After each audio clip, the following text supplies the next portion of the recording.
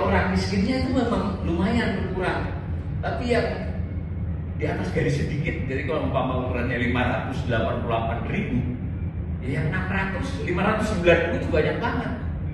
Itu bertambah ya di sekitar garis. Ketimpangan Gini rasio berkurang, kemarin naik lagi. Tapi kalau ketimpangan aset, tadi Prof Deddy sudah mengingatkan, ketimpangan aset mau data siapa? Mau data Credit Suisse, mau data simpanan di bank LPS, dia timbang. Meskipun tidak harus Indonesia sih sebenarnya. Ya, kemarin itu kalau yang namanya kapitalisme, salah satu biayanya adalah ketimpangan aset. Kira-kira Piketty sudah ngomong sejak berpuluh tahun yang lalu. Kalau sederhananya pertumbuhan ekonomi terdiri dari dua faktor, tenaga kerja dan kapital. Kalau pertumbuhannya 5, kapitalnya dapat 7, apalagi 7,5, ya berarti kan tenaga kerjanya dapatnya 3. Ya kalau berlangsung 20-30 tahun ya mesti timpang. Itu sederhananya. Nah, aspek kedua yang saya ingatkan, tantangan serius yang dihadapi ekonomi Indonesia. Umpama pun kata Januar tadi, ya ini nggak buruk-buruk amat sih, ya nggak resesi, nggak krisis. Tapi ini tetap jadi tantangan, gitu. Biar nggak krisis, faktanya kita bermasalah dengan ketenaga kerjaan. Ekonomi makro kan sederhana, 1 pertumbuhan ekonomi, 2 pengangguran. Kalau lihat angka, tingkat pengangguran rendah banget di 4,91.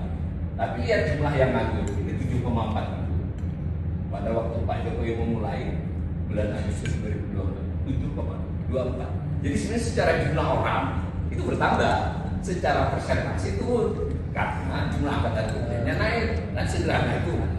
Nah, artinya ini tetap masalah. Dan yang menariknya, kita belum pernah mencapai tingkat sebelum reformasi, baik jumlah maupun terutama persentase. Ini berarti ke depan tetap masalah. Bahwa persoalan serius kita adalah penciptaan lapangan kerja. Nah, nggak bisa hanya lihat di sini, coba sebelahnya lagi. Sektoralnya, tadi kan industrinya turun, tetapi dia masih menggendong tenaga kerja industri. Nah, pertanian turun banyak, tapi menggendongnya banyak. Ini 28,18, sumbangannya hanya 12,45. Ini industri 20,2, ya itu 20,22, ininya 18,75 kontribusinya. Jadi secara textbook perpindahan tenaga kerja tidak berlangsung mulus, kontribusi terhadap sektoral tidak berlangsung mulus. Kurang lebih begitu. Artinya ini tidak bisa hanya Pak Jokowi yang disalahin, ya berarti kita biar fair juga. Biarpun beberapa kinerja ekonomi era SBY bagus, tapi kalau secara transformasi perekonomian belum berhasil.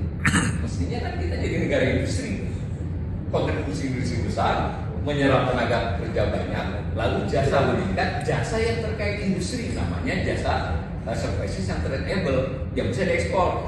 Tapi kan ada jasa yang meningkat kan lain. Jadi ini satu aspek ya.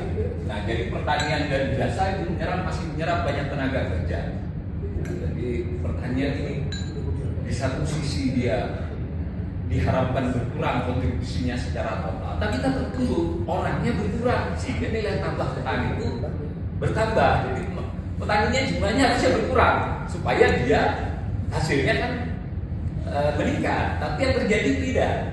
Nah, apalagi pada waktu pandemi orang di PHK pulang dia bantu di pertanian.